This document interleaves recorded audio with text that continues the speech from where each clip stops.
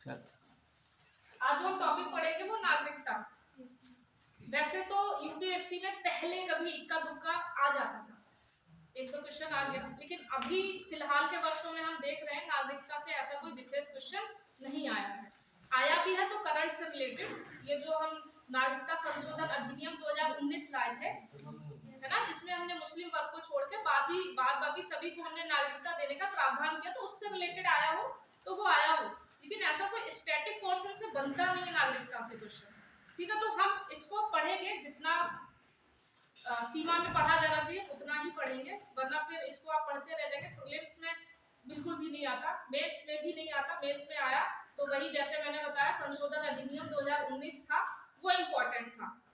ठीक है, तो जो नागरिकता है इसका जो भाग है वो संवैधानिक उपबंध हर चीज का होता है, तो इसका संवैधानिक उपबंध लिख लीजिए, संवैधानिक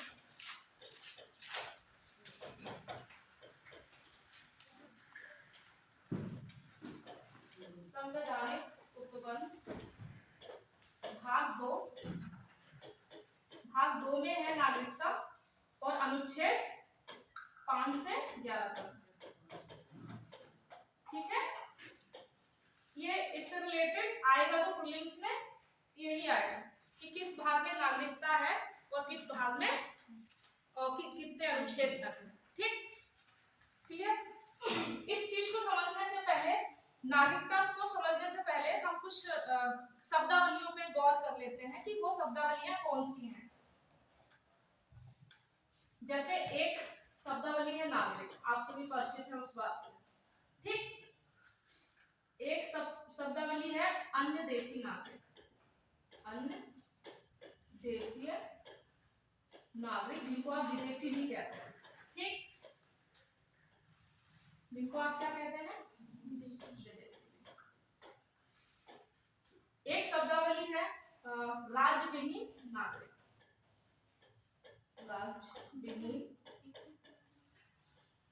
नागरिक। ठीक, इनको आप कहते हैं अवैध प्रवासी या अवैध, जो भी है अवैध प्रवासी। ठीक, और एक शब्दावली है शरणार्थी।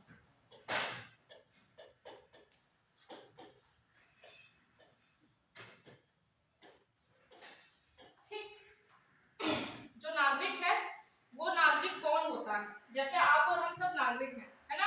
अगर किसी के आगे किसी देश का लग जाए तो वो वहां का नागरिक हो, जैसे भारतीय नागरिक। नागरिक होने के कुछ लक्षण हैं, नागरिक होने के कुछ लक्षण हैं कि उनके अपने, उनको क्या दिए जाएंगे, उनके अपने कुछ मूल अधिकार दिए जाएंगे, उनका जो भी संविधान होगा, जो भी राज्य या राष्ट्र, यहाँ पे जब भी मैं राज्य बोलूं तो राष्ट्र से डिनोट करना उस बात को। ठीक है, मूल अधिकार उनको दिए गए होंगे, उनके अपने कुछ कर्तव्य होंगे। ठीक है, उनके कुछ कर्तव्य होंगे और उनके कुछ बाकी भी कुछ एक दो जो भी वहां का संसद या जो भी बना है उनको वो फॉलो करने होंगे। ठीक है, ये नागरिक की, जैसे हम भारतीय नागरिक जुड़ जाए तो हमको ये सारी चीजें मिल जाएंगी। ठीक है, हमको ये सारी चीजें मिल जाएंगी।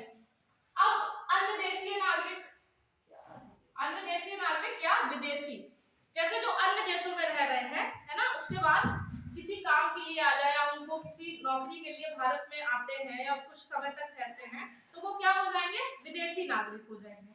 इसमें कोई किसी को कोई दिक्कत नहीं, साधारण सी भाषा है, कंफ्यूज नहीं होना है, साधारण कॉन्सेप्ट लेके चलना है, बस उतना ही काफी है। ठीक, एक होते हैं राज्यविहीन नागरिक, जैसे ये जो विदेशी होते हैं, इनके पास अपना पासपोर्ट वीजा जो भी होता है सब कुछ होता है, और ये लीगली रह रहे होते हैं किसी अन्य देश में।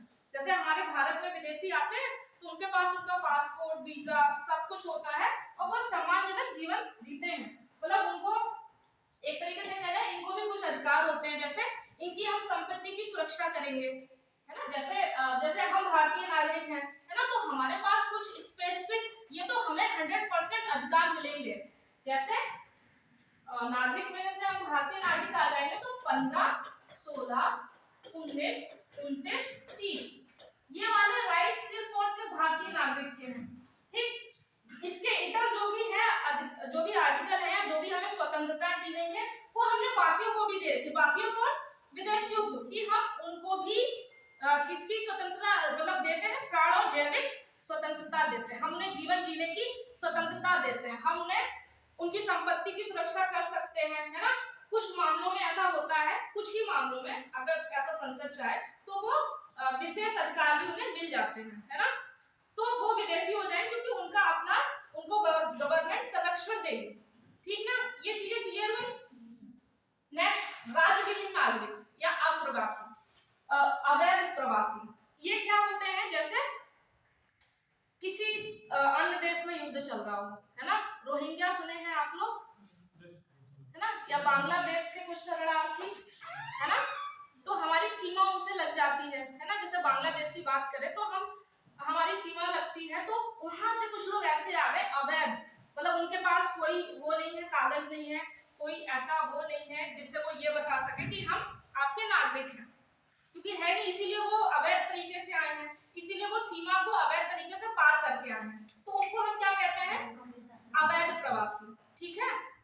इसी के लिए बवाल मचा हुआ था जब संशोधन अधिनियम आया था, उसमें यही कह रहे थे जितने भी अवैध प्रवासी हैं मुस्लिम वर्ग को छोड़ के, है ना, उनका एक रहता है कि इससे पहले 11 साल था, अगर उन्होंने 11 साल नहीं किया, उन्होंने कुछ डेट दी थी, इसके बाद से है, उन सबको हम क्या मान लेंगे, भारत का नागरिक मान लेंगे। तो मुस्लिम वर्ग ये कह रहा था कि आपने हमको क्यों नहीं दिया, या आपने जैसे आप अफगानिस्तान, बांग्लादेश, पाकिस्तान के ही लोगों को आपने रखा, है ना, मुस्लिम को छोड़ के सारे हिंदू, सिख, ईसाई, जैन, पारसी, इन सबको आपने क्या मान लिया, नागरिक मान लेंगे आप, है ना। तो मुस्लिम वर्ग यही कह रहा कि सबसे बड़ा जो क्वेश्चन मार्क था वो ये कह रहा था कि हम कैसे राज्य हैं, धर्मनिरपेक्ष राज्य हैं, तो हम धर्म के आधार पर हमने कैसे भेदभाव किया, ये बहुत बवाल मच रहा था।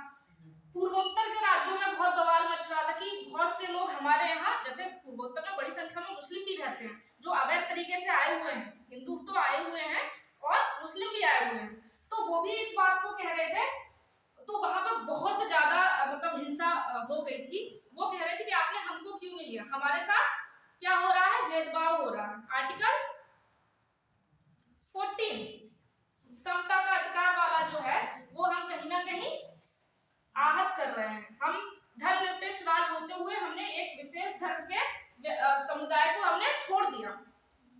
वो बात की बात है, संसद ने या वर्तमान सरकार ने अपने पक्ष रखे कि ऐसा नहीं है, क्योंकि जैसे हर व्यक्ति के मतलब पक्ष विपक्ष हर चीज का होता है, तो सरकार ने बोला ऐसा नहीं है, उसके बाद उस पर हम एक चर्चा करेंगे। इससे पहले भी बहुत सारी यात्राएं हुई, गांधी जी ने भी बोला था कि ऐसा होना चाहिए, नेहरू जी ने भी बोला था ऐसा होना चाहिए, उन सारी बातों को देखते हुए हम इसको लेके आए। समझ पा रहे हैं इस बात को, ठीक ना।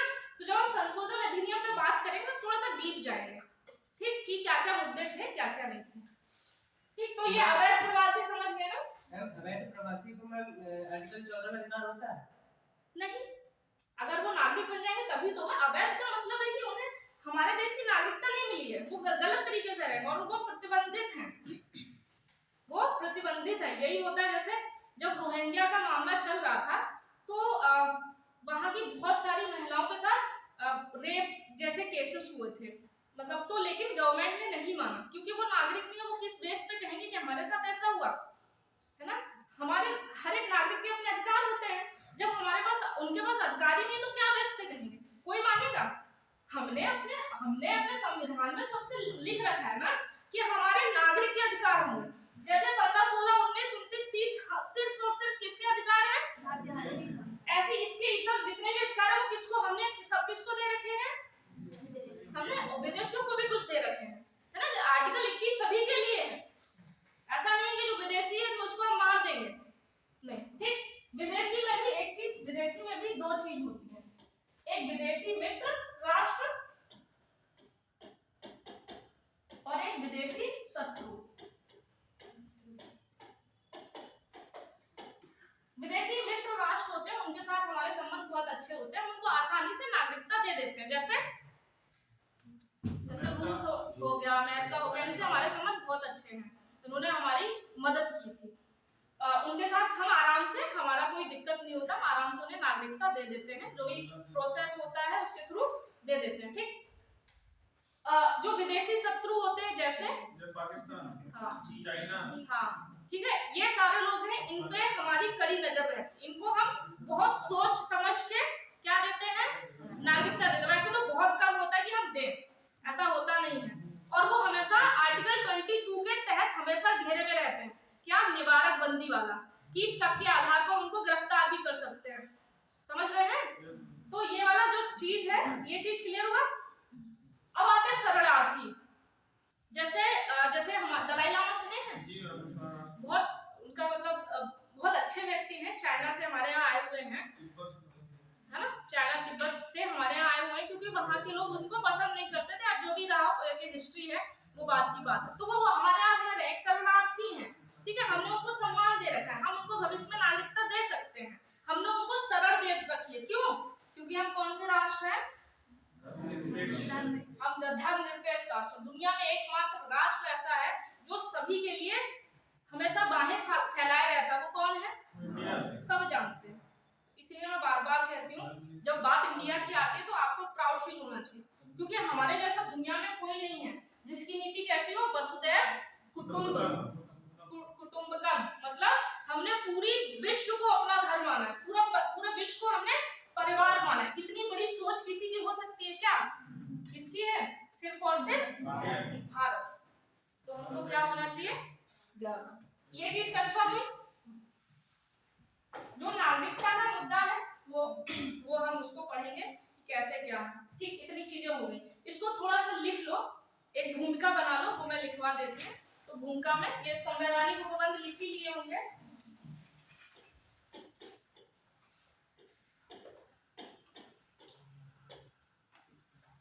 जैसे जब भारत स्वतंत्र हुआ था या संविधान जिस दिन लागू हुआ था, है ना, उस दिन से हमने कुछ लोगों को नागरिकता दे रखी थी, है ना। सबसे बड़ी बात, जो नागरिकता संशोधन अधिनियम 1955 आया, वो इसलिए आया कि हमारे संविधान में जब संविधान लागू हुआ था, केवल 4 लोगों की बात की गई थी कि हमने इन लोगों को नागरिकता दे रखी है, जो भारतीय मूल के हैं। कौन? भारतीय मूल के हैं।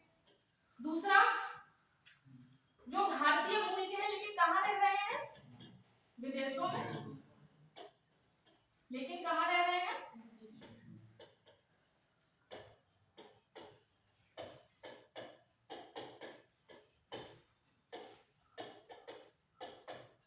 ठीक है। एक जो पाकिस्तान से आए हुए हैं, पाकिस्तान से स्थानांतरित हुए हैं, ठीक है। और एक वो जो भारत के थे, बाद में पाकिस्तान चले गए, फिर वहां की स्थितियां उनको पसंद नहीं है, तो वापस कहाँ आ गए, भारत।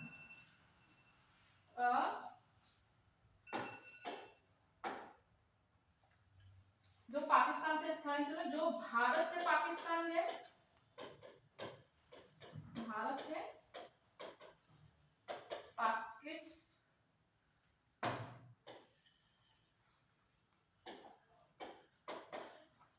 भारत से पाकिस्तान गए, किंतु वापस आ गए, ठीक है।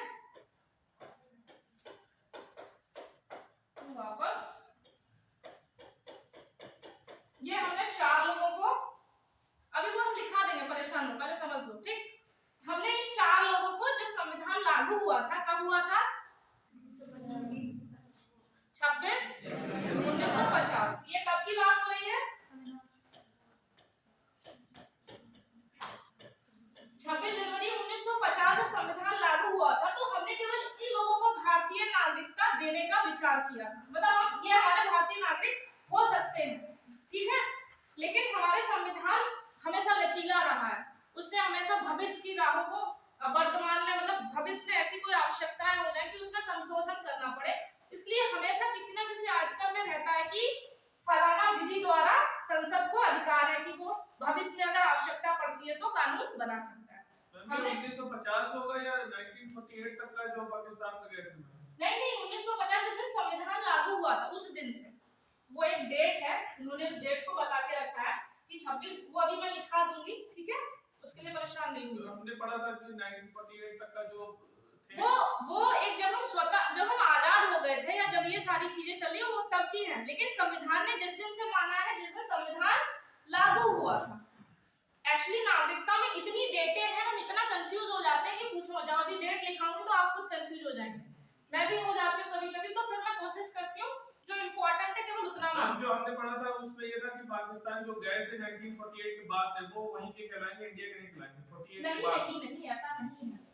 अभी हम आगे चलते हैं, चीजें समझ में आएंगी। अभी जब लिखवाऊंगी ना तो चीजें क्लियर हो जाएंगी, थोड़ा सा परेशान होने वाली बात हो। अभी केवल इतना समझो, इतना चीज समझ में आया कि इतनी चार ही लोगों को हमने दे रखी थी, और ये बोल दिया था कि भविष्य में भी अगर नागरिकता से संबंधित कानून बनाने हैं तो आर्टिकल 11 में हमने ये बोल दिया, संसद को हमने क्या दे दिया, अधिकार दे दिया। और इसी के तहत बाद में बहुत जरूरतें हुई, इसी आर्टिकल के तहत नागरिकता संशोधन अधिनियम 1955 आया, सॉरी नागरिकता अधिनियम 1955 आया। ढेर सारे संशोधन होते चले गए। अभी जल्दी में जैसा संशोधन हुआ 2019 वाला, समझ में आ रहा है ना? ऐसे गंभीरता से मुंह कैसे लगा देता, तो बहुत गंभीर हो जाता है, मुस्कुराते रहा करो बीच बीच में। ठीक, इतनी चीज समझ में आए? हाँ, तो इस बात से किसी को कोई दिक्कत नहीं होनी चाहिए। मुझे लगा ये सीधी सी बात है कि हमने 26 जनवरी 1950 स्वतंत्र मतलब जिस दिन संविधान लागू हुआ था, हमने केवल इतने लोगों की बात की थी नागरिकता को लेकर। बाकी आर्टिकल 11 के तहत संसद को अधिकार दे दिया था कि आप अपने हिसाब से कानून बनाइए जब आपकी जरूरत हो। उसी तरह जब हम अधिनियम 1955 लेके आए तो हमने अर्जन मतलब हम कैसे नागरिकता देंगे हमने वो भी डिसाइड किया। बाकी के लोगों को हम कैसे नागरिकता छीनेंगे हमने ये भी डिसाइड किया, है ना?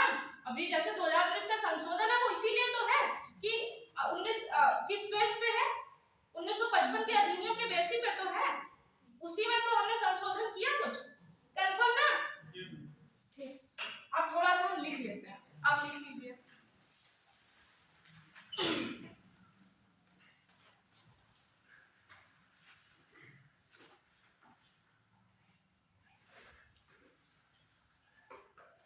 अच्छा, ये तो पता होगा भारत का प्रथम नागरिक किसको कहते हैं? राष्ट्रपति को। राष्ट्रपति इस समय वो कौन से नंबर की हैं? और एज अ पद के हिसाब से या फिर एज अ व्यक्ति, एज अ पर्सन के हिसाब से?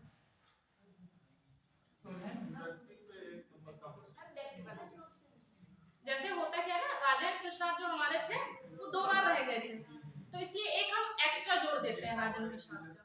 ठीक, तो कौन से हो जाएंगे? एज अ पर्सन होगा तो 15 तो एज अ पद है।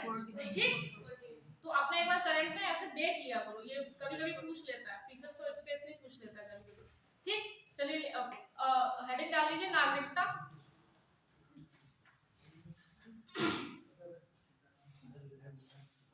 बोलो। किसी अन्य आधुनिक राज्य की तरह भारत में भी 2 तरह के लोग हैं।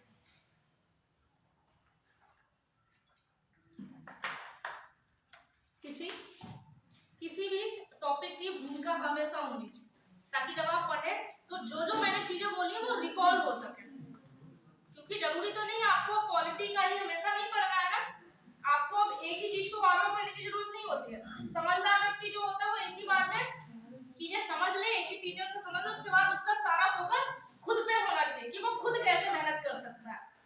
जैसे हमने एक ही बार कोचिंग ली थी, उसके बाद मैंने अपना सारा सफर मैंने अकेले तय किया है, समझ के। ठीक है ना? तो एक ही नोट्स को बार-बार पढ़ने के लिए इसीलिए कहा जाता है कि आप उस नोट्स को बार-बार पढ़ेंगे तो आप पुष्ट होंगे, आपकी चीजें कभी दिमाग से जाएंगी नहीं। अब कभी इधर हमेशा कुछ एक्स्ट्रा लिखना है तो उसको भी ये देखो कि वो एक्स्ट्रा लिखने लायक है या नहीं है। ऐसा नहीं कि आप कुछ भी लिख लो, ऐसा तो आपका फर्रा तैयार हो जाएगा। आप देखो कोई प्रीवियस ईयर का क्वेश्चन पेपर आया है ना, कोई क्वेश्चन आया है तो आप वो देखो कि वो आया हुआ मेरे में नहीं है तो अपडेट कर लिया साइड से। यही तो तैयारी होती है कि किसी ने भी कुछ बता दिया नोट कर लिया। इसको मूर्खता कहते हैं। हमें लगता है कि हम बहुत पढ़ रहे हैं, पढ़ना ज्यादा नहीं है। बार-बार मैंने जब पहली बार आई थी मैंने तब भी कहा था पढ़ना लिमिटेड ही होता है। सबसे बड़ी लड़ाई यही होती है कि हमको क्या नहीं पढ़ना चाहिए। हम नए होते तो हम सब पढ़ते चले जाते हैं, टीचर भी इंटरेस्ट लेता है कि वो सब पढ़ा दे। एक्चुअली मैं इस फील्ड में हूँ इस समय ऐसा मेरा कोई टीचर का प्रोफेशन तो है नहीं कि मैं मेरी टीचिंग ही मैं कराती हूँ, मैं वही करा रही हूँ जो आपका एग्जाम क्वालिफाई हो जाए, क्योंकि मैं क्वालिफाई करती रहती हूँ इसलिए, है ना। एक टीचर होता, सपोज यहाँ पे पीएचडी होल्डर कोई टीचर होता, वो आपको इतना पढ़ाता, आप वो संतुष्ट रहते हैं कि वाह क्या पढ़ा दिया ये वो, लेकिन आप उस तैयारी के जो क्वेश्चन आते हैं या जो हमें पढ़ना चाहिए, जैसे फॉर एग्जांपल आप खुद सोचो, इतना बड़ा गोला है पढ़ाई का, ठीक है, आना केवल इतने में से है, ठीक, ये एक वैज्ञानिक सोच होनी चाहिए, मतलब इतना बड़ा गोला है, इतने में से आना है, एग्जाम इतने से ही क्लियर होगा, इतना मान के चलो। बेहतर क्या है कि आप इतना कब कैसे रिवीजन कर लोगे, आपने कभी सोचा? इतनी मोटी कॉपी है, इतना मोटा गट्ठर, आप कैसे रिवीजन करने के लिए मुश्किल से एग्जाम के एक दो दिन पहले हम 1-2 घंटे में रिवीजन करते हैं जल्दी जल्दी, और ये तय है एग्जाम से 1 हफ्ते पहले मन नहीं लगता पढ़ाई में, इतना प्रेशर होता है, उस प्रेशर में हम क्या क्या झेलते हैं हमें पता ही नहीं रहता, ज्यादातर चीजें प्रेशर में खराब होती हैं। तो इसके चक्कर में कभी मत पढ़ना, और इसके चक्कर में पढ़ने का, अगर आपने सोचो आपने इतना ही पढ़ा है ना, तो आप इसको 100 बार पढ़ ले जाएंगे, एग्जाम के वक्त आप इसको मुश्किल क्या, आप पर डे आप इसको 1 घंटे में रिवीजन मार, सोचो आपने एक ही चीज को 1000-2000 बार पढ़ लिया, तो आप औरों से कितने बेहतर हो गए, आपने केवल वही चीजें पढ़ी जो एग्जाम में आ रही हैं, तो एग्जाम किसका क्वालिफाई होगा, इनका या इनका? तो ये समझ को विकसित कर लो, इसलिए मैं कहती हूँ प्रीवियस ईयर के पेपर, वो आप लोग अगर कोई भी लखनऊ जाता है या कोई जाना चाहता है, अपना थोड़ा बहुत पैसा देके उसको लखनऊ भेज के अपनी चीजें मंगा लो, केवल पढ़ने से नहीं कुछ होगा। जैसे आपके पास सीपी का प्रैक्टिस पेपर वो होना चाहिए प्रीवियस ईयर का, सभी के पास होना चाहिए, मतलब क्लास के खत्म होते होते तो बिल्कुल ले लेना, क्योंकि जब मैं बताऊंगी तो मैं दिखाऊंगी ना कि हमने ये पढ़ा, तो जब मेरे पास या 1-2 के पास होगा तो क्या मतलब है, सबके पास होना चाहिए, क्योंकि मैं सारे पेपर तो नहीं 1996 से स्टार्ट कराऊंगी कि कैसे क्वेश्चन पूछे जाते थे, लेकिन अभी का ट्रेंड बहुत अलग है, फिर भी मैं करा दूंगी कि सपोज इक्का दुक्का आ गया तो मैं ऐसा क्यों छोड़े, ठीक है, इस बात को विशेष ध्यान रखना, इसलिए कहती हूं इस पे फोकस करो, ज्यादातर बच्चे इस पे फोकस करते हैं, मैंने भी किया था एक समय, लेकिन बुद्धि आ गई, मैं सोचा आपको आगाह कर दूं, तो आप लोग ऐसा ना कीजिए। तो जो चीज मैं कह रही हूँ उस चीज को मंगा लो, एक क्रॉनिकल मंगा लो करंट के लिए, अगर करंट क्वालिफाई करना है, और क्रॉनिकल से बाहर कभी नहीं आया, मैंने क्रॉनिकल ही पढ़ी है, ज्यादा नहीं, 24 रुपए की आती है पतली सी, पैसे कंट्रीब्यूट करके अपना मंगा लो, किसी एक को लखनऊ भेज दो, उसे किराए के पैसे दे दो, वो ले आएगा। मैं ये पर्सनली, मतलब एक तरीके से मैं चाहती हूँ कि आप लोग का एग्जाम निकले, वरना मुझे क्या, मैं उस फील्ड में हूँ, मैं चाहती हूँ आप सब भी उस फील्ड में आए, वरना क्या मैं पढ़ा के चली जाऊँ, मेरा जीवन बहुत बढ़िया है, अच्छे से कट रही है मेरी, उसमें कोई दो राय नहीं, तो मैं चाहती हूँ आप लोग निकले, तो उसके लिए थोड़ा सा आपस में जो कर सकते हो वो जरूर करो, एग्जाम के लिए जो करना चाहिए वो जरूर करो, जैसे क्रॉनिकल होनी ही चाहिए, आपको हर महीने उसका नोट्स मुश्किल से आपको मैं नोट्स बनाना सिखा दूंगी कि करंट अफेयर का नोट्स बनाते कैसे हैं, मुश्किल से 10, जैसे मान लीजिए इतनी पतली है, 6-7 या 8 मैक्सिमम 10 पेजों में आपका करंट कंप्लीट हो जाएगा 1 महीने का, और सोचो आपने 6 महीने का अगर तैयार कर लिया, उससे बाहर एक क्वेश्चन आ जाए तो कहना, करंट के मान लो 20 क्वेश्चन आ रहे हैं, है ना, 20 में से 3 या 4 ऐसे क्वेश्चन होते हैं जो किसी को नहीं आते हैं, उसमें तुक्का लगाना पड़ता है, ठीक है, वो ऐसा अगर कोई ये सोच रहा हम 3-4 को लेके, नहीं, हमेशा टारगेट बनाओ 20 में से मेरे 16 तो सही होने ही चाहिए, तो उसका एक तरीका है, ज्यादा मेहनत नहीं होती है, मैं बार बार कहती हूँ इस बात को, मैं ये बात इसलिए बार बार कहती हूँ कि मेहनत नहीं है ज्यादा, बस सही डायरेक्शन की जरूरत है आप लोगों को, आपने इतना लिखा है, इसको जब आप पढ़ोगे ना, बार बार पढ़ो, तो आप कहेंगे कि मुझे अब पॉलिटिक्स से डर नहीं लगता, ठीक है ना, तो इस बात पे बस मैं बार बार आपको इसलिए मोटिवेट करती हूँ कि एग्जाम हुआ नहीं है, आप भी निकालेंगे तो आपके पेरेंट्स को भी गर्व होगा, मुझे अच्छा लगेगा, बस इतनी सी बात है। चलिए कहाँ तक थे, बोलिए। किसी अन्य आधुनिक राष्ट्र की तरह भारत में 2 तरह के लोग हैं, नागरिक और विदेशी, नागरिक और विदेशी। नागरिक भारतीय राज्य के पूर्ण सदस्य होते हैं। नागरिक भारतीय राज्य के पूर्ण सदस्य होते हैं। उन्हें सिविल और राजनीतिक अधिकार प्राप्त होते हैं। उन्हें सिविल और मतलब नागरिक और राजनीतिक अधिकार प्राप्त होते हैं। वहीं दूसरी ओर विदेशी किसी अन्य राज्य के नागरिक होते हैं। विदेशी किसी अन्य राज्य के नागरिक होते हैं। इसीलिए उन्हें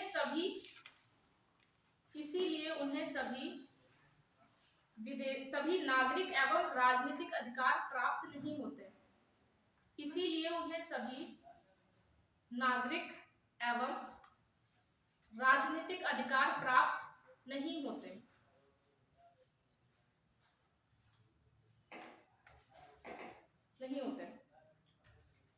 विदेशी नागरिकों की भी दो श्रेणियां होती हैं। विदेशी नागरिकों की भी दो श्रेणियां होती हैं।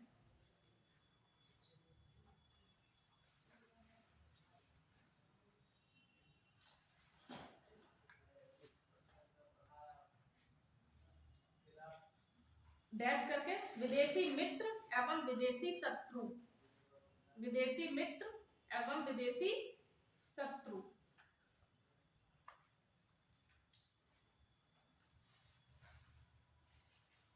विदेशी मित्र वे होते हैं जिनके भारत के साथ सकारात्मक संबंध होते हैं। विदेशी मित्र वे होते हैं जिनके भारत के साथ सकारात्मक संबंध होते हैं, जैसे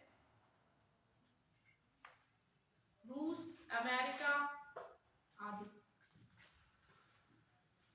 ठीक।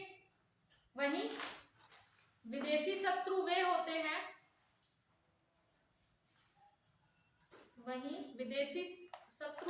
हैं जिनके साथ भारत का युद्ध कभी हुआ हो। जिनके साथ भारत का कभी युद्ध हुआ हो, जैसे चाइना या चीन और पाकिस्तान।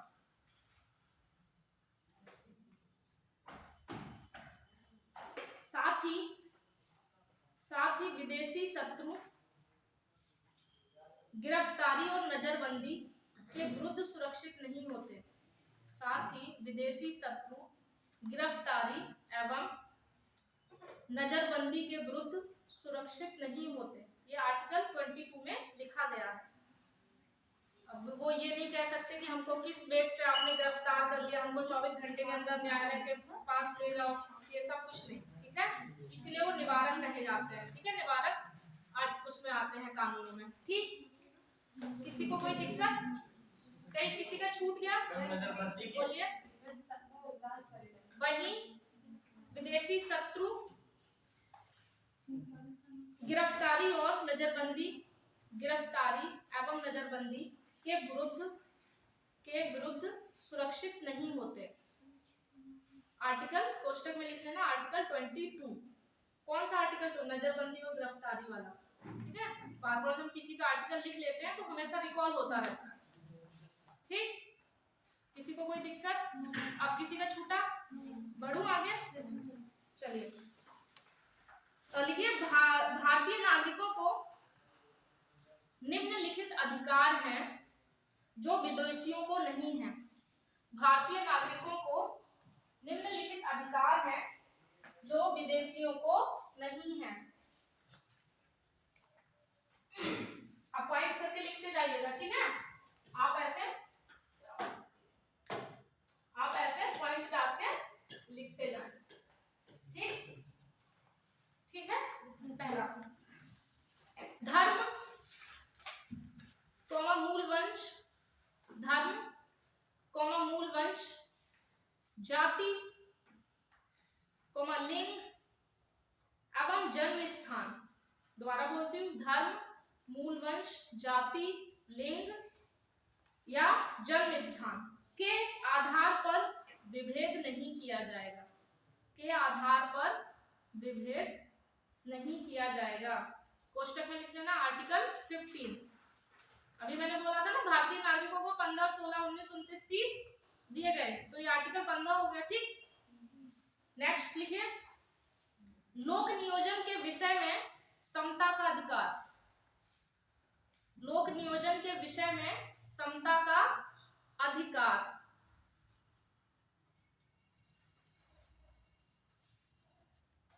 अनुच्छेद 16।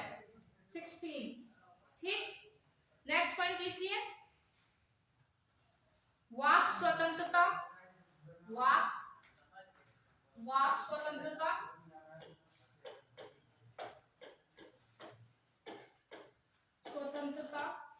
ये वाक स्वतंत्रता एवं अभिव्यक्ति की स्वतंत्रता, एवं अभिव्यक्ति की स्वतंत्रता आर्टिकल 19। इसमें जो भी है 6 उनकी बात करेंगे, जब हम मूल अधिकार पढ़ेंगे उसमें डिटेल से पढ़ेंगे। ठीक है, फिर लिखिए नेक्स्ट, संस्कृति एवं शिक्षा संबंधी अधिकार। संस्कृति एवं शिक्षा संबंधी अधिकार आर्टिकल 29 और 30। तो ये वाले आर्टिकल हो गए ना, 15, 16, 19, 29, 30।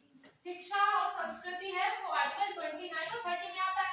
तो ये बहुत बार क्वेश्चन पूछता है, ऐसे वो कौन से एक दे देगा इनमें से, या इनमें से एक हटा देगा, 3 दे देगा, और पूछेगा इनमें से ऐसा कौन अधिकार है जो भारतीय नागरिकों को पास नहीं है, तो बस टिक करना है। ठीक है, आगे बढ़ो। अब कुछ और अधिकार है वो लिख लो, जैसे सामान तो आप जब भी भारतीय नागरिकों के अधिकारों की बात है तो अपना देख लेना कि आप लोग को कौन कौन से अधिकार हैं। आपको चुनाव लड़ने का अधिकार है, आपको मत देने का अधिकार, ये सब लिखा हूं या नहीं?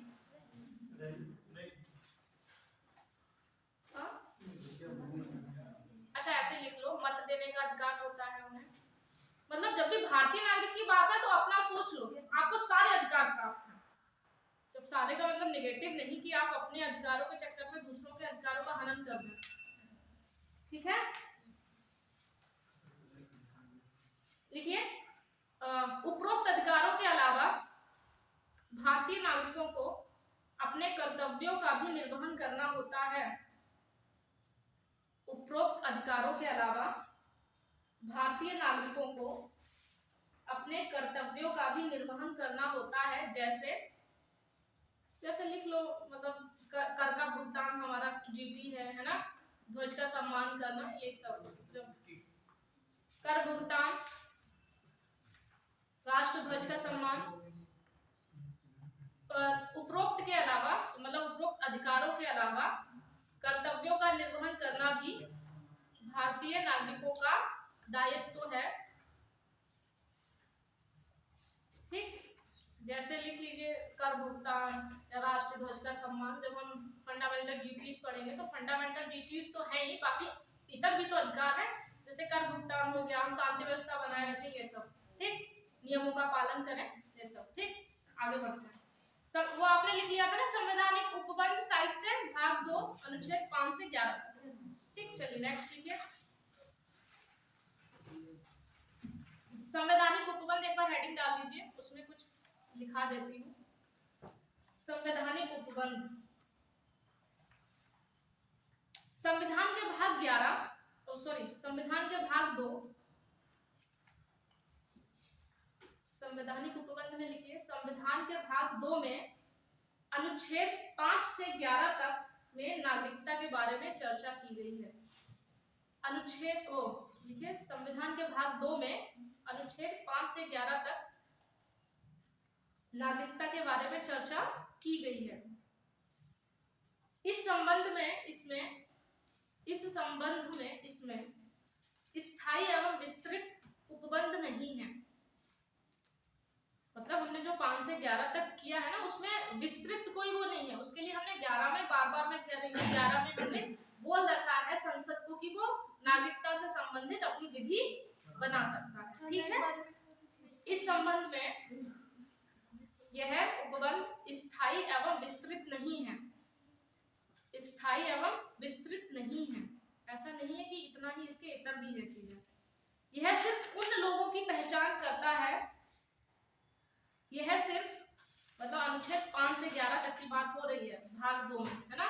यह सिर्फ उन लोगों की पहचान करता है जो संविधान लागू होने के समय नागरिक बने। यह सिर्फ उन लोगों की पहचान करता है जो संविधान लागू होने के समय, कोष्टक में लिख लेना, अर्थात 26 जनवरी 1950, अर्थात 26 जनवरी 1950, कोष्टक क्लोज कर देना, लागू होने के समय भारत के नागरिक बने। ठीक,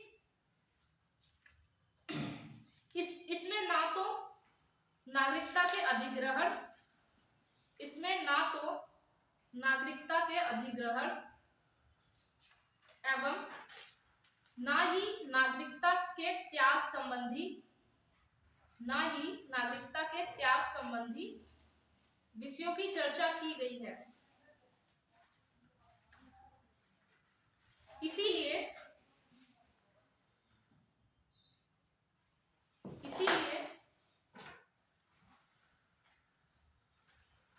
अनुच्छेद 11 संसद को यह अधिकार देता है, इसीलिए अनुच्छेद 11 संसद को यह अधिकार देता है,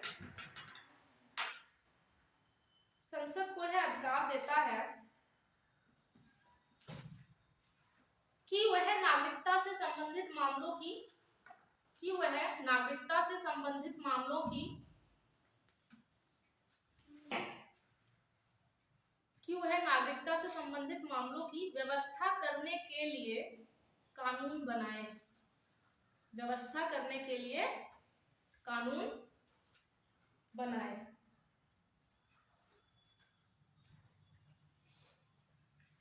ठीक है, इसी के तहत संसद ने समय समय पर, इसी के तहत संसद ने समय समय पर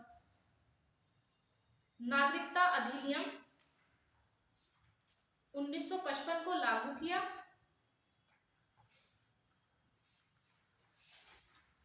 नागरिकता अधिनियम 1955 को लागू किया और जरूरत पड़ने पर,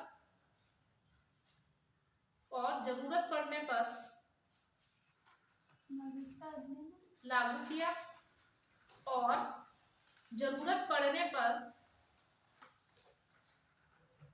समय समय पे संशोधन किए। जैसे बहुत संशोधन हुए थे, 57 में हुआ था, 60 में हुआ था, 85 में हुआ था, 3 में हुआ था, वो हमारे लिए मैटर नहीं करता, नाम इतना कभी पढ़ पाएंगे, हमें वर्तमान का याद रखना है, 2019 है ना, उस पर हम चर्चा करेंगे बहुत अच्छे से। ठीक, इतना हो गया। अब लिखिए, एक अलग से लिखिएगा, ठीक है, नेक्स्ट पैराग्राफ से लिखिएगा। संविधान निर्माण के उपरांत, जब हमने संविधान बनाया, संविधान निर्माण के उपरांत, या जैसे कोष्टक में वही संविधान लागू होने वाली डेट लिख लेना, 26 जनवरी 1950,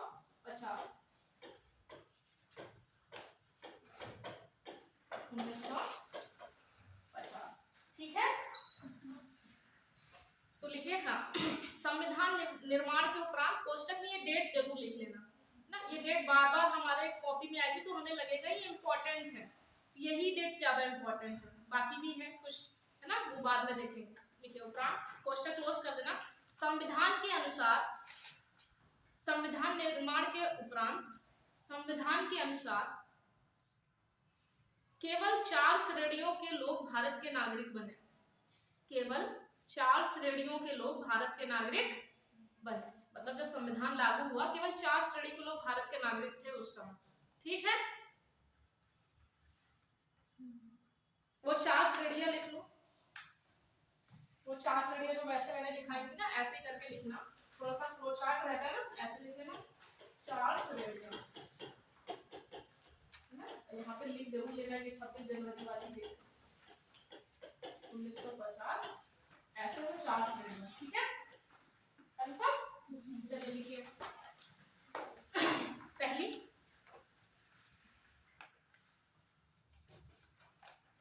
वे व्यक्ति जो भारत के मूल निवासी हों, वे व्यक्ति जो भारत के मूल निवासी थे, ठीक है, जो पहले से भारत में रह रहे थे, वो तो उनके लिए तो थे, दूसरा लिखिए, वह व्यक्ति जो पाकिस्तान से स्थानांतरित हुआ हो, मतलब पाकिस्तान से यहां आया हो, वह व्यक्ति जो पाकिस्तान से स्थानांतरित हुआ हो। तीसरा, वह व्यक्ति जो पाकिस्तान स्थानांतरित हुआ हो लेकिन बाद में भारत वापस आ गया हो। एक क्या, जो पाकिस्तान से डायरेक्ट आ गया यहाँ, ठीक है, और एक पाकिस्तान से जाने के बाद दोबारा वापस आया भारत। दो तरह के हो गए लोग। तीसरा लिखिए, वह व्यक्ति जो पाकिस्तान स्थानांतरित हुआ हो किंतु बाद में पुनः लौट आया हो, किंतु बाद में पुनः लौट आया हो। चौथा, भारतीय मूल का व्यक्ति लेकिन बाहर रह रहा हो, भारतीय मूल का व्यक्ति जो बाहर रह रहा हो। ठीक, ये चीज समझ में आ गई इतनी बात। अब हम इसको थोड़ा सा डिटेल में पढ़ लेते हैं कि उस समय भारतीय मूल के जो थे उनको किस डेट से हमने कैसे क्या किया था। अब थोड़ा सा जैसे 4 श्रेणियां बना ली थी ना, अब ऐसे पॉइंट वाइज लिखते जाना। ठीक, उन चारों के विषय में हम थोड़ा थोड़ा लिख लेते हैं। ठीक, लिखिए लिखिए, भारत, एक व्यक्ति जो भारत का मूल निवासी है, एक व्यक्ति जो भारत का मूल निवासी है और 3 में से कोई एक शर्त पूरी करता हो। मूल निवासी है और 3 में से कोई एक शर्त पूरी करता हो।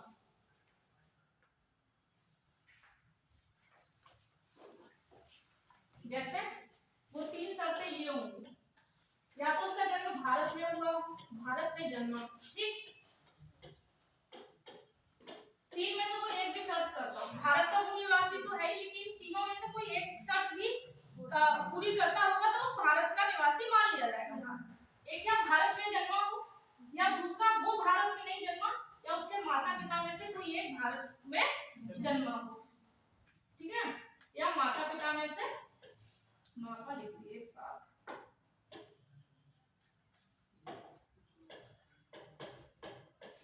माता पिता में से कोई भी एक, ठीक है, कोई भारत में जन्मा हो।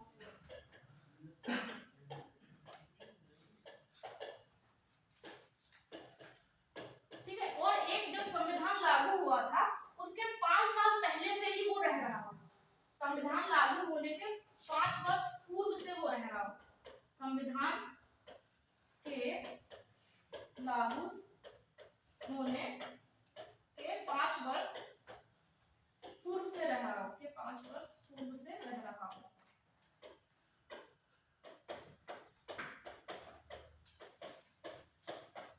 ठीक, इतनी चीज समझ में आई।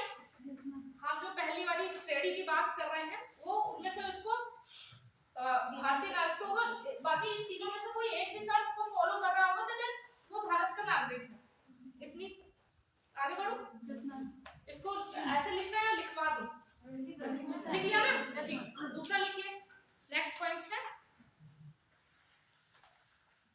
एक व्यक्ति जो पाकिस्तान से भारत आया हो, एक व्यक्ति जो पाकिस्तान से भारत आया हो, जैसे होता क्या है ना, जैसे सबको, जैसे पॉलिटी सबको ऐसा लगता है बहुत वाद विवाद वाला है, कहीं कहीं है, मतलब आप सोचो अब संविधान सभा में मैं क्या वाद विवाद करूं आपसे, कुछ कर सकती हूँ क्या? अब हम जैसे नागरिकता संशोधन अधिनियम पढ़ेंगे, आपके कुछ डाउट्स होंगे या आपके मन में कुछ आएगा, हम ऐसा भी तो कर सकते हैं ना। तो वही तो होता है, जो बच्चा सोचता है वो लिखेगा, जो ज्यादा सोचेगा वो अपना मेंस में लिखेगा। अब सोचने का मतलब ये भी नहीं कि आप कुछ भी सोच जाओ, उसका रिलेवेंट होना चाहिए टॉपिक से, है ना।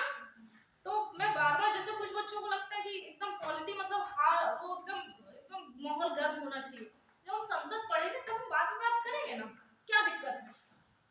जब करंट के टॉपिक से रिलेटेड आएंगे हम बात करेंगे ना। तो सबका एक समय होता है, समय के अनुसार चलेंगे तो जरूर आपको सफलता मिलेगी। आप चाहें कि अभी से हमको सब पढ़ा दे तो ये पॉसिबल नहीं है, इसलिए कहते हैं हमें धीरे धीरे आगे बढ़ना चाहिए। जो तेज भागता है वो मुंह के बल गिर जाता है एक मिनट में, तो आराम से चलो, क्या दिक्कत है। अब 14वीं वाला एग्जाम तो देना है नहीं, देना है, तब तक क्लास पॉलिटी के कहाँ ही हो पाएंगे। मुझे तो लगता नहीं, मैंने संडे के विषय में बात की थी, अभी तक उस विषय में कोई हमको मिला नहीं कोई जवाब। देखते हैं।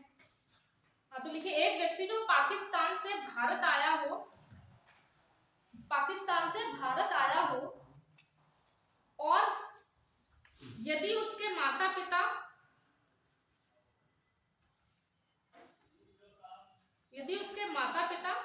या दादा दादी, पहले वाले में दादा दादी नहीं है, सिर्फ माता पिता है, याद रखना।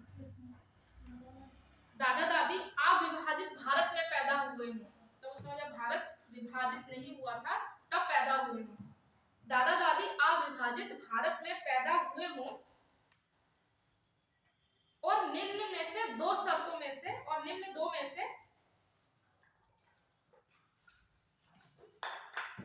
और निम्न दो में से कोई एक शर्त पूरी करता हो। वो दो शर्तें पॉइंट ऐसे जैसे एरो बनाया था, जैसे इसके आगे लिख लेना, तीन शर्तों में से एक, तीन शर्तों में से कोई एक, ठीक। ऐसे दो में से, दो शर्तों में से कोई एक, से कोई एक, तो दो शर्तें लिख लो, ठीक, ऐसे लिख लो।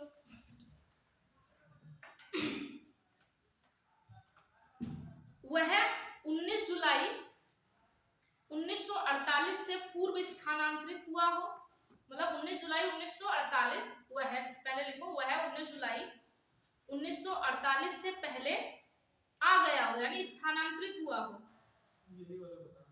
तो ये उस वाले पार्ट में है।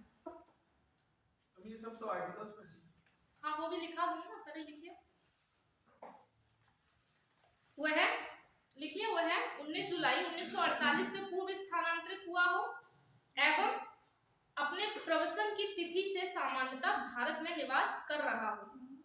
एवं अपने प्रवसन मतलब जिस दिन से वो आया है उस दिन से कंटिन्यू भारत में निवास कर रहा हो, एवं अपने प्रवसन की तिथि से उसने सामान्यतः भारत में निवास किया हो।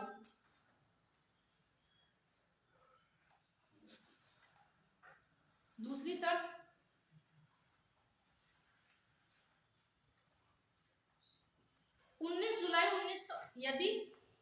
यदि उसने 19 जुलाई 1948 को या उसके बाद, पहले वाला पूर्व की बात करता है, दूसरे वाला बाद की बात, या तो उस दिन से या फिर उसके बाद से। यदि उसने 19 जुलाई 1948 से या उसके बाद से भारत में प्रवेशन किया हो, भारत में प्रवेशन किया हो और वह भारत के नागरिक के रूप में पंजीकृत होना चाहिए, और वह भारत के नागरिक के रूप में पंजीकृत हो,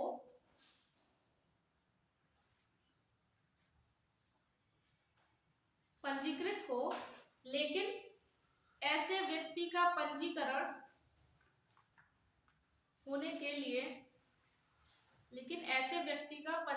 होने के लिए उसे 6 महीने तक भारत में निवास करना अनिवार्य होगा। लेकिन ऐसे व्यक्ति का पंजीकृत होने के लिए उसे 6 माह तक भारत में निवास अनिवार्य है।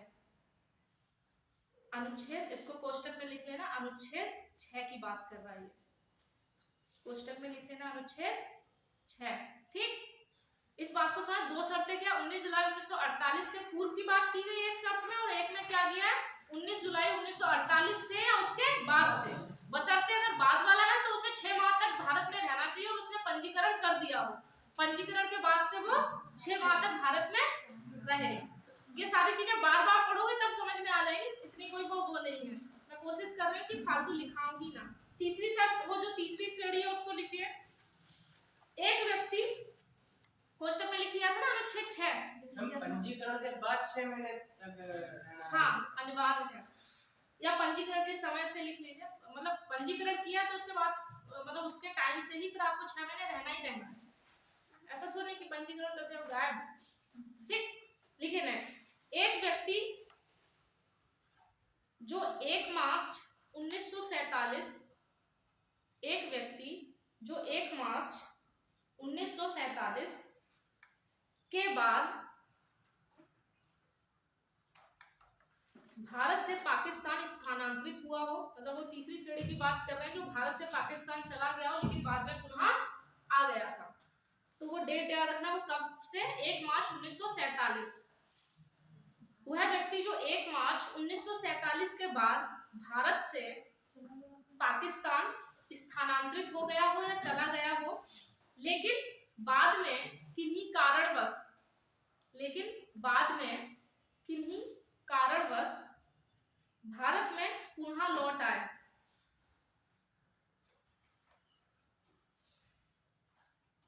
आए तो वह भारत का नागरिक बन सकता है बशर्ते, वह भारत का नागरिक बन सकता है बशर्ते उसे पंजीकरण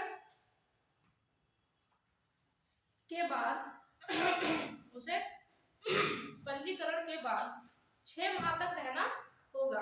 अनुच्छेद 7 कोष्टक में लिख लेना, अनुच्छेद। ठीक, आगे बढ़ो। अब लास्ट है, जो लास्ट लिखे। एक व्यक्ति जो चौथी श्रेणी है उसको डिफाइन करने जा रहे हैं। ये हो गया, किसी का आपका छूट गया? 7 आपका क्या छूट गया? तो क्या लिखे? अनुच्छेद 7 के बाद लिखिए। वो नेक्स्ट चौथी श्रेणी हम डिस्कस करने जा रहे हैं। कोई बीच से भटक तो नहीं गया ना, सब रास्ते पे है? ठीक, बढ़िया। आगे। एक व्यक्ति जिसके माता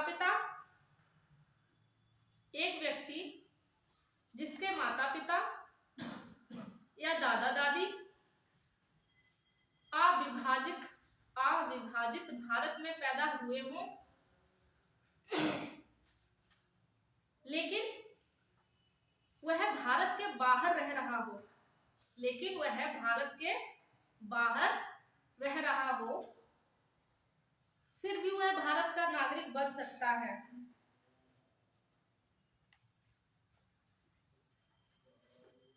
यह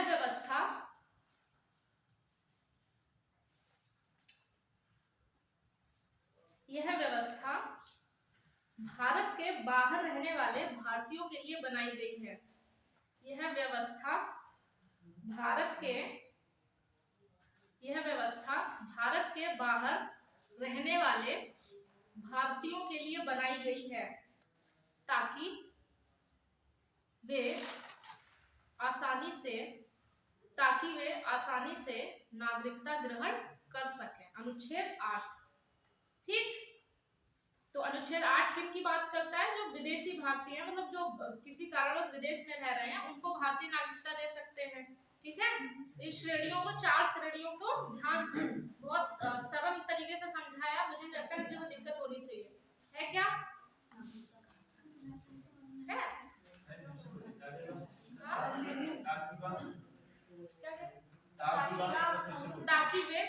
ताकि उन्हें आसानी से भारत की नागरिकता प्रदान की जा सके।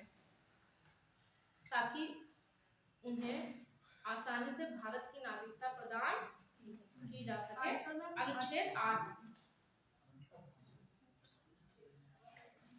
ठीक है, ये तो हमने संविधान जब लागू हुआ था उस समय हमने इतने लोगों को नागरिकता दी, इसमें कोई डाउट नहीं होना चाहिए। ठीक, उसके अलावा भी कुछ संवैधानिक प्रावधान है, आर्टिकल 9 है, 10 है, हम उनको देख लेते हैं। ठीक है, नेक्स्ट पॉइंट से लिखिए।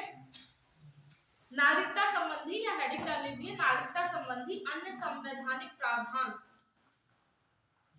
जो 6, 7 और 8 जो थे वो तो इसी में आ गए, जिसमें हमने 4 लोगों को नागरिकता दे रखी थी। ठीक है, अब हेडिंग ये डाल लीजिए, नागरिकता संबंधी अन्य संवैधानिक प्रावधान। वह व्यक्ति भारत का नागरिक नहीं होगा। पॉइंट लिखिए, नेक्स्ट पॉइंट। वह व्यक्ति भारत का नागरिक नहीं होगा जो स्वेच्छा से जो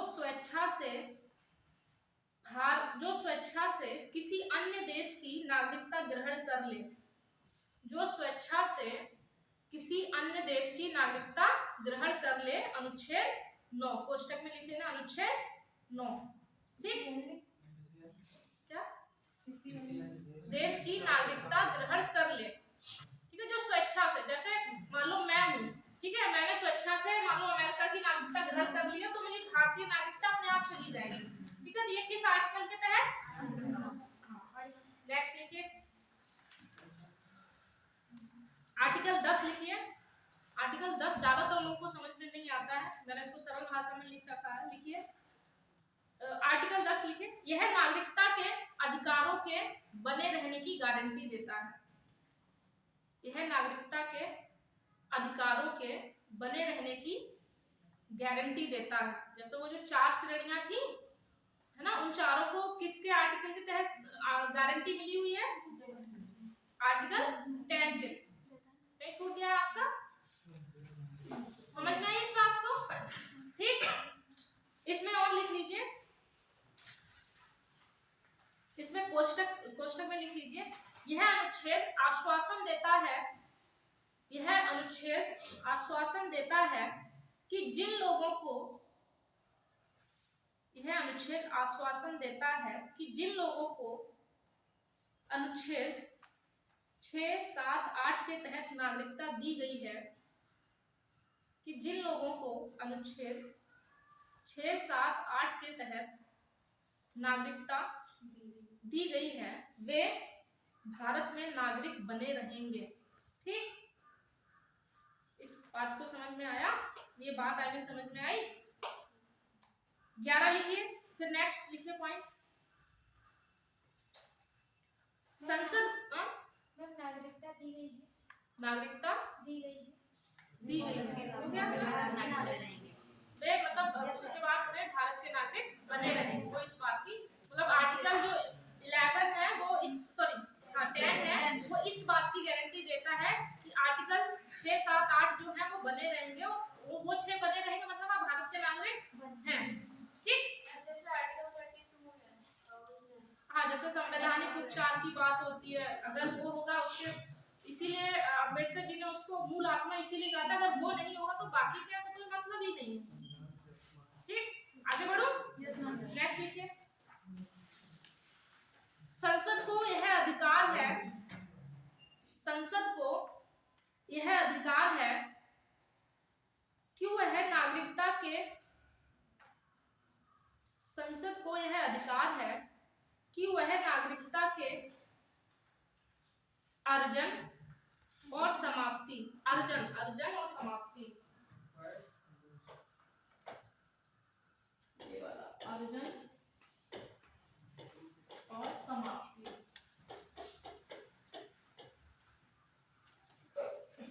अर्जन और समाप्ति के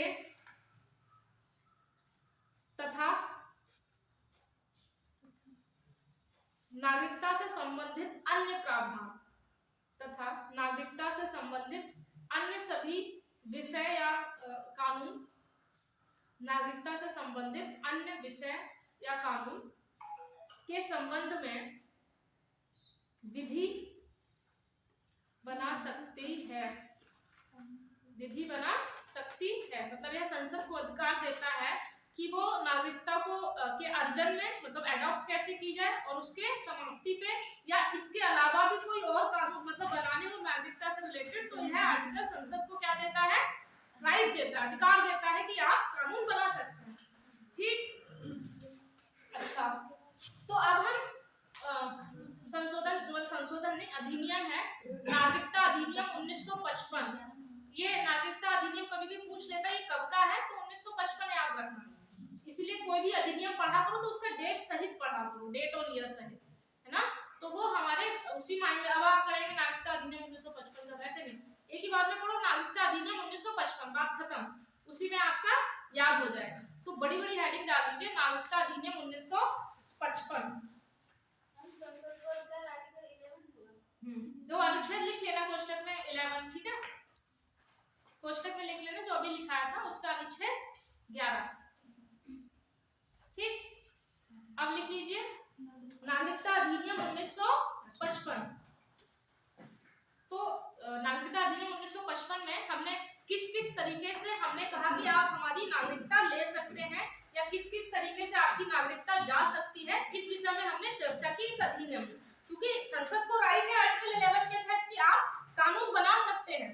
क्योंकि जब संविधान लागू हुआ था, मैं बार बार कह रही हूं, 4 श्रेणियां थी, 4 के बाद भी हमको देनी पड़ी, भविष्य में लोगों को नागरिकता देनी पड़ी या लोगों की नागरिकता छीननी पड़ी। उसके लिए हमने एक अधिनियम लेके आए, उसको हमने क्या बोला, नागरिकता अधिनियम 1955। तो उसी के विषय में हम पढ़ते हैं कि हम 1955 के तहत हम कैसे किसी को नागरिकता देंगे। ठीक, तो लिखिए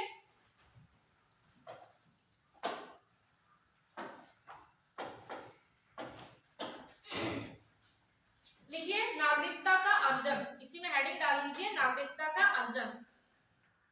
जैसे हम किसी को जन्म के हिसाब से दे सकते हैं, है ना, वंश के हिसाब से दे सकते हैं, पंजीकरण के थ्रू दे सकते हैं, है ना, या फिर हमने किसी राष्ट्र को, मतलब जैसे मान लो भारत कभी किसी ऐसा कोई देश है उसको अडॉप्ट कर लेता है तो वो हमारे स्वतः नागरिक बन जाएंगे। तो हम किसी क्षेत्र के समाविष्टि में भी हम किसी को नागरिकता दे सकते हैं, किसी को हम प्राकृतिक रूप से भी नागरिकता दे सकते हैं ना। तो हमने ये नई चीजें जोड़ी कब, 1955 के अधिनियम में। ठीक, इतनी बात क्लियर। तो लिखिए जन्म से हम कब दे सकते हैं, तो वो लिखिए ना नागरिकता का अर्जन लिखिए। अब लिखिए पहला लिख लीजिए, जैसे नागरिकता का अर्जन कैसे,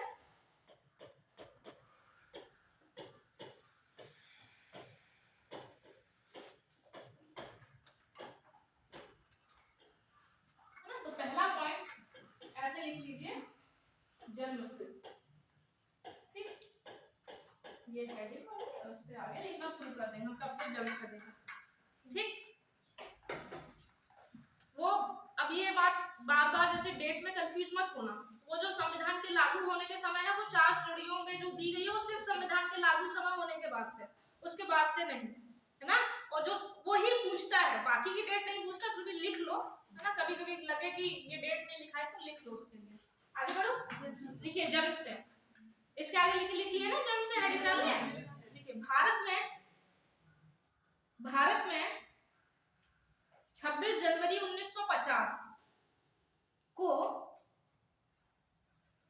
भारत में 26 जनवरी 1950 को या उसके बाद, जैसे हमने 26 जनवरी तक दी थी तो अब उसके बाद की भी बात हो रही है।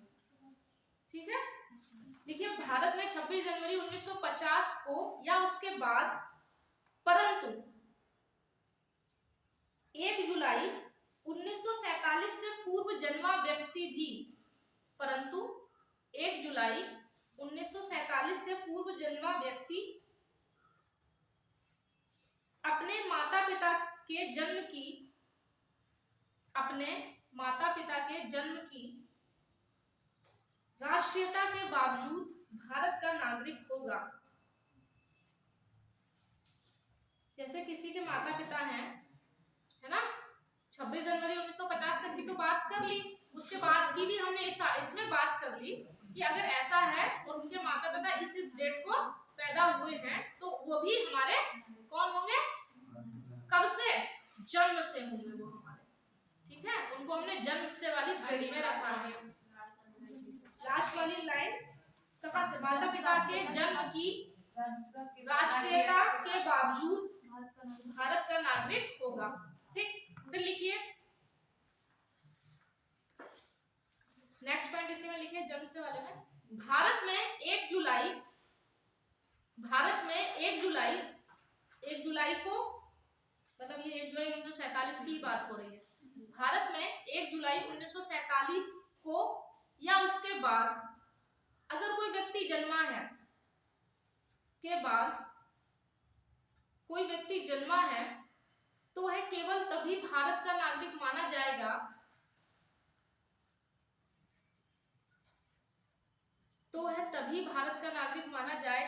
यदि उसके जन्म के समय उसके माता पिता में से कोई एक भारत का नागरिक हो। यदि उसके जन्म के समय उसके माता पिता में से कोई एक भारत का नागरिक हो। चीज कंफर्म हुई। जैसे 26 जनवरी 1950 की हमने बात की, जैसे पहले वाले में साथ ही साथ हमने क्या बोला कि इस डेट से पहले अगर कोई जन्मा है, उनके माता पिता में से कोई भी भारत में जन्मा है, तो भारत का होगा वो नागरिक। लेकिन उस डेट के बाद भी अगर कोई ऐसा है जो जन्मा है ना, लेकिन उनके माता पिता में से कोई एक इस डेट से बाद जन्मा होगा, तो ही वो भारत का नागरिक होगा। ठीक है, लेकिन मतलब उनमें से कोई एक तो भारत का नागरिक होना चाहिए। नोट करके लिखिए।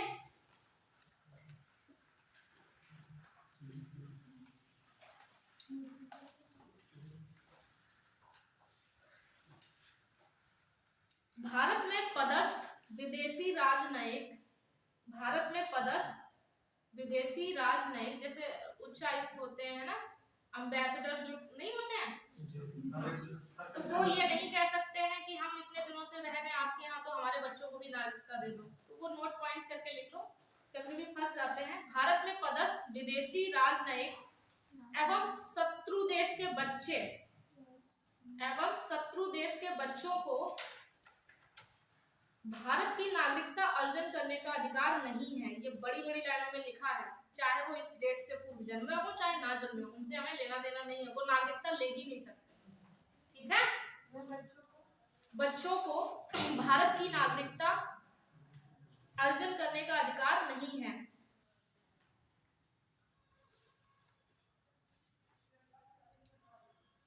वैसे इतना बहुत पूछता नहीं है, उसमें कंफ्यूज ही होते चले जाओ, इसलिए जो वो 4 श्रेणियां हैं वो याद रखना, बस मैं थोड़ा थोड़ा लिखा दे रही हूँ कि इन्हीं बेस पे भी हमें मिलती है। ठीक है, वो श्रेणी वो लिखिए। नेक्स्ट लिखिए, वंश के आधार पर। मैं तो जब पढ़ती थी तो मैं नागरिकता छोड़ के चलती थी, क्योंकि क्वेश्चन आते नहीं थे ज्यादा। अगर आता भी है ना तो प्रीलिम्स में ये बंद पूछ देगा, ये पूछ लेगा, और यूपीएससी में अगर पूछेगा तो करंट का टॉपिक पूछेगा नागरिकता से रिलेटेड। लेकिन क्या करें, हमारे सब्जेक्ट में तो थोड़ा बहुत लिख लीजिए बस ऐसे, इसकी डेटों को मिस भी कर दो, लेकिन जो एक होता है बेस हमेशा रखना कि जब हमने संविधान लागू किया था तो कौन कौन सी श्रेणियां थी, उसके बाद कौन सा अधिनियम आया, उसमें हम किस किस देश पे दे सकते, इतना तो पता ही होना चाहिए। जैसे अगर कोई सपोज आपसे पूछो तो आप कुछ तो बता पाए, डेट नहीं बता रहे कोई फैक्ट नहीं, क्योंकि किसी को कितनी भी चीजें याद नहीं रहती, लेकिन आपकी भूमिका तैयार होनी चाहिए कि हमने उस समय इतने को दिया, उसके बाद हमें बाकी को लोगों को देना, तो इसलिए हम 1955 लेके आए। ठीक ना, तो इस बात को हमेशा रखना, इसलिए इतना परेशान मत होना नागरिकता को लेके कि बहुत लिख गया है या बहुत सारी डेटें हैं। ठीक है, रहने दो, तो 26 जनवरी 1950 याद रखना, वो जरूरी है। ठीक, लिखिए, वंश के आधार पर।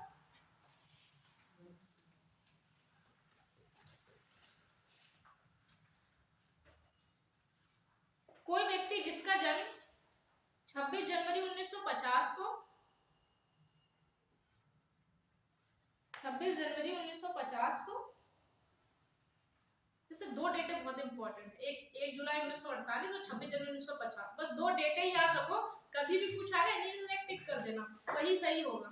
ठीक, तो देखो, कोई व्यक्ति जिसका जन्म 26 जनवरी 1950 को या उसके बाद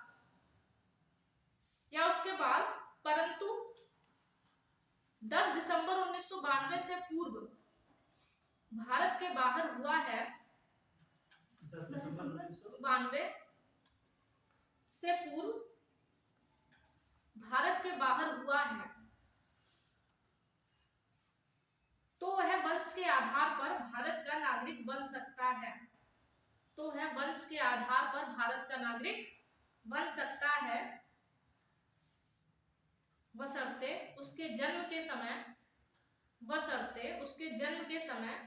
उसका पिता भारत का नागरिक हो। ठीक,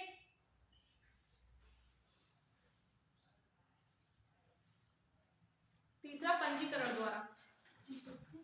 पंजीकरण का थोड़ा सा इंपॉर्टेंट है, कुछ ईयर पूछ लेता है कि भारत में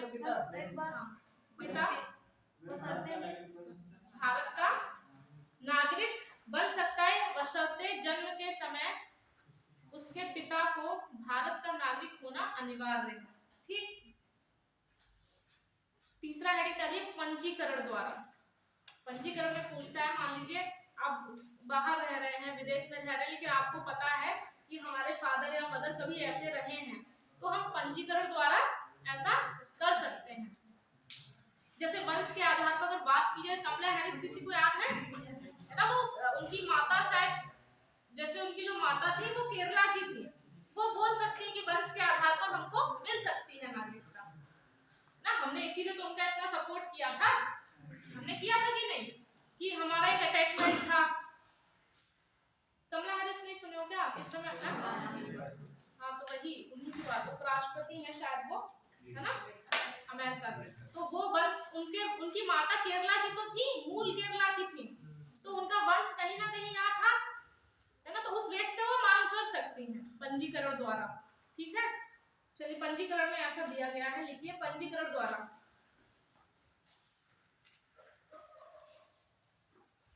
पंजीकरण द्वारा उसे निम्न शर्तों को पूरा करना होता है, या उसे निम्न श्रेणियों के तहत, पंजीकरण द्वारा उसे निम्न श्रेणियों के तहत नागरिकता मिल सकती है। डैश करके वो श्रेणियां कौन कौन सी लिखते जाइए।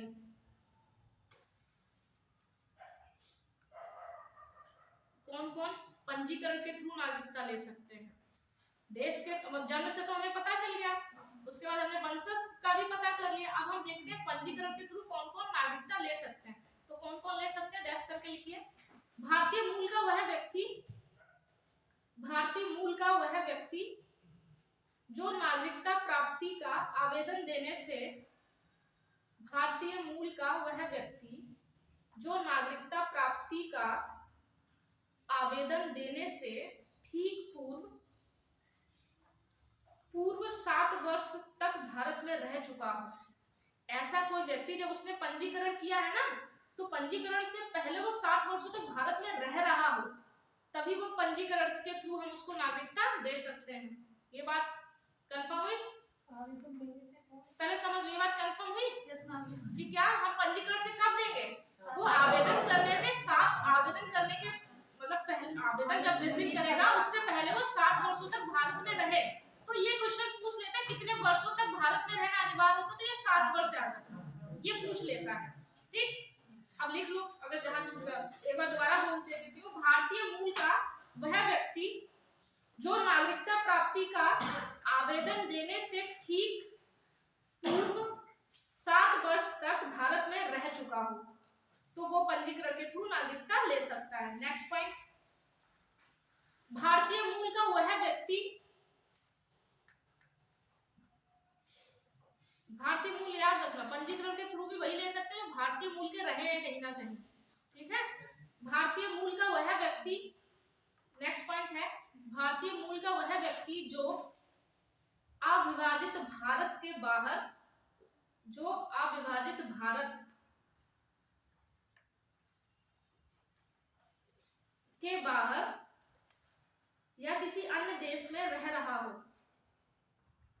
ऐसा कोई है जब भारत मतलब आजाद नहीं हुआ था, या भारत अलग नहीं हुआ था, तब वो कभी चला गया हो, लेकिन उसकी जो जन्म है वो अविभाजित भारत के समय हुआ, तो वो पंजीकरण के थ्रू ले सकता है। ठीक, किसी का छूट गया?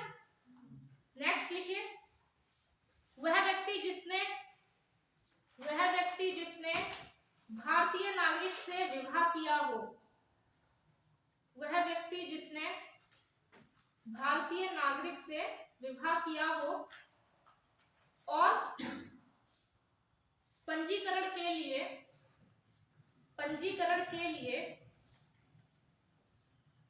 प्रार्थना पत्र देने से पूर्व 7 वर्षों तक निवास किया हो।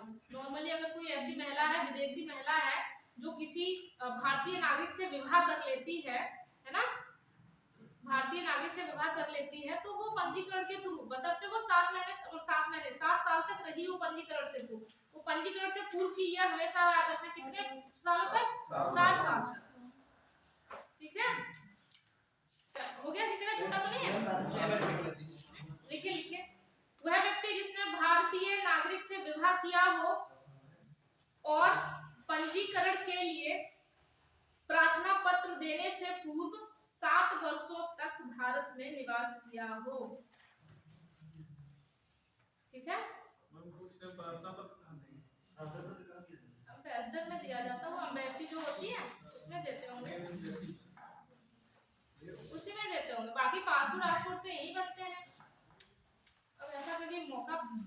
कि मैं कहाँ प्रार्थना करूं। आप लोगों के पास मौके हैं, आप लोग किसी विदेशी महिला से लड़के विवाह करते हैं तो नागरिकता के लिए आप लोगों को अम्बेसी जाना पड़ेगा। तो बढ़िया से रहिएगा। फिर चलिए आगे लिखिए। भारत के नागरिक के नाबालिग बच्चे, जो भी भारतीय बच्चे हैं, मतलब जैसे कोई बच्चे जैसे हम लोग, जैसे सपोज करो आप लोग हैं, है ना, और आप लोग के बच्चे नाबालिग बच्चे हैं, जैसे बहू बेटे जो विदेश चले जाते हैं कि चले जाते हैं, उनके बच्चे बाहर ही पैदा होते हैं, तो वो अपने बच्चों के लिए भी नागरिकता कैसे देंगे? पंजीकरण के थ्रू, कि ऐसे ऐसे मतलब फलाना फलाना डेट को ऐसे बेबी हुआ है तो इसके लिए हम ऐसे पंजीकरण कर रहे हैं, ठीक है, एप्लीकेशन दे रहे हैं, तो उनको मिल जाएगी। तो भारत के नागरिक के नाबालिग, हाँ, भारत के नागरिक के नाबालिग बच्चे, ठीक। नेक्स्ट लिखिए।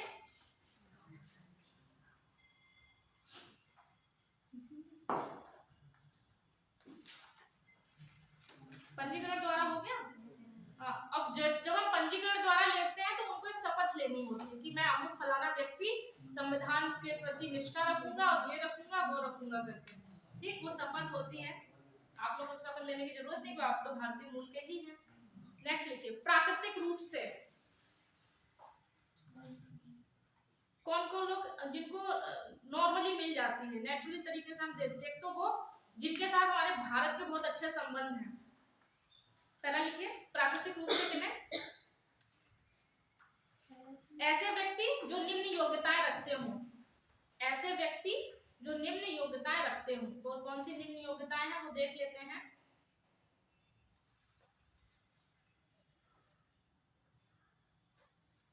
पहला, ऐसे देश से संबंधित नहीं हो, ऐसे देश से संबंधित नहीं हो जहां भारतीय नागरिक प्राकृतिक रूप से नागरिक नहीं बन सकते। कुल मिला के यहाँ पे मित्र राष्ट्रों की बात की गई है, जैसे, ठीक है, बात को घुमा फिरा के कहा गया है, बात वही है। ऐसे देश से संबंधित नहीं हो जहां भारतीय नागरिक प्राकृतिक रूप से नागरिक नहीं बन सकते। जैसे पाकिस्तान के हम नागरिक नहीं बन सकते, हम उन्हें भी नहीं बना सकते। चाइना के हम नहीं बन सकते, है ना, तो उन्हें भी नहीं बना सकते। एक तरीके से इतना समझिए, ठीक। नेक्स्ट लिखिए। नेक्स्ट इसी में लिखिए। यदि कोई व्यक्ति किसी अन्य देश का नागरिक हो, यदि कोई व्यक्ति किसी अन्य देश का नागरिक हो तो वह भारतीय नागरिकता के लिए, तो वह भारतीय नागरिकता के लिए अपने आवेदन की स्वीकृति पर, अपने आवेदन की स्वीकृति पर उस देश की नागरिकता को त्याग दे, उस देश की नागरिकता को त्याग दे। दोबारा बोल देती हूँ। यदि वह किसी अन्य देश का नागरिक हो तो वह भारतीय नागरिकता के लिए अपने आवेदन की स्वीकृति पर किसी अन्य देश की नागरिकता त्याग दे। जैसे कोई फलाना व्यक्ति है, उसने हमारे यहाँ पे पंजीकरण कराया है ना, या उसने जैसे उसका आवेदन अप्रूव हुआ, उसने दूसरे देश की नागरिकता त्याग दी, तो हमारे यहाँ का ऑटोमेटिकली हो जाएगा, ठीक। नेक्स्ट लिखिए। यदि कोई भारत में रह रहा हो, यदि कोई भारत में रह रहा हो या भारतीय सेवा या भारत सरकार की किसी सेवा में हो,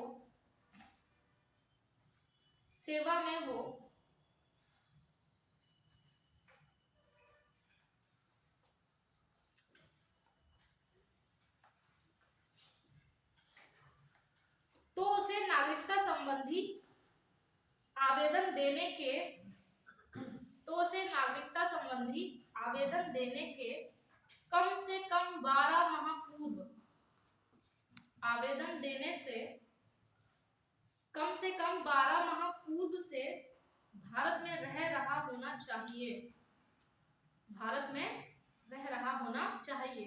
जो प्राकृतिक रूप से, जैसे कोई भारतीय, जैसे कोई अन्य देश से हमारे यहाँ रह रहा है, भारत में सेवा देने के लिए आया है, तो आवेदन करने से पूर्व उसका कितने महीने तक रहना अनिवार्य है? 12। हाँ, तो उसके बाद वो भारत में उसे प्राकृतिक रूप से मिल जाएगी नागरिकता। नेक्स्ट लिखिए।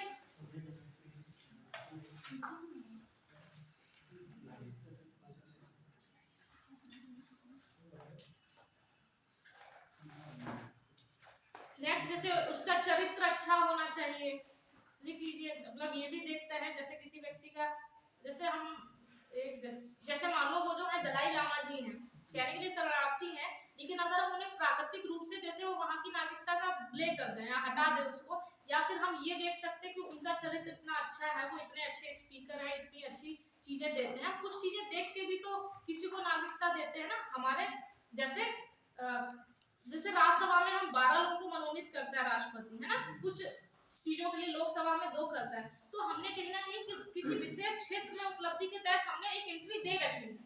ऐसे ही कभी ऐसा होता है जैसे किसी व्यक्ति का चरित्र बहुत अच्छा है ना, तो सरकार चाहे तो दे सकती है, ठीक, वो सरकार के ऊपर है। या लिखिए उसका चरित्र अच्छा होना चाहिए। नेक्स्ट, वह संविधान की 8वीं अनुसूची के अंतर्गत उसे संविधान की 8वीं अनुसूची के अंतर्गत भाषाओं का ज्ञान होना चाहिए, भाषाओं का ज्ञान होना चाहिए।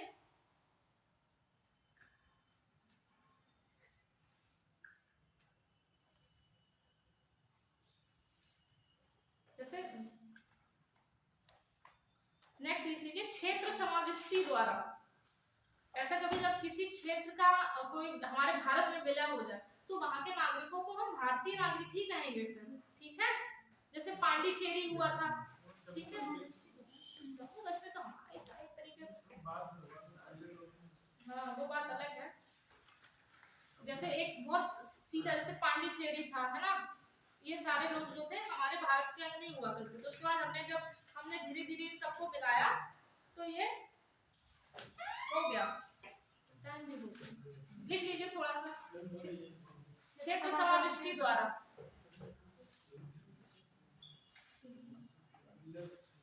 किसी विदेशी क्षेत्र द्वारा, किसी विदेशी क्षेत्र द्वारा,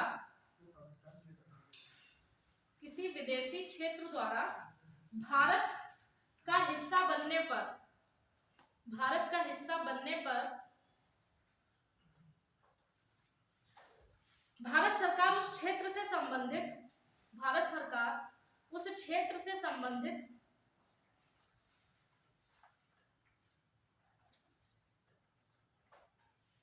व्यक्तियों को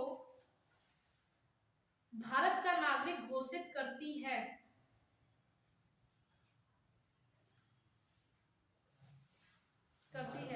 भारत का नागरिक घोषित कर देती है या करती है, ठीक।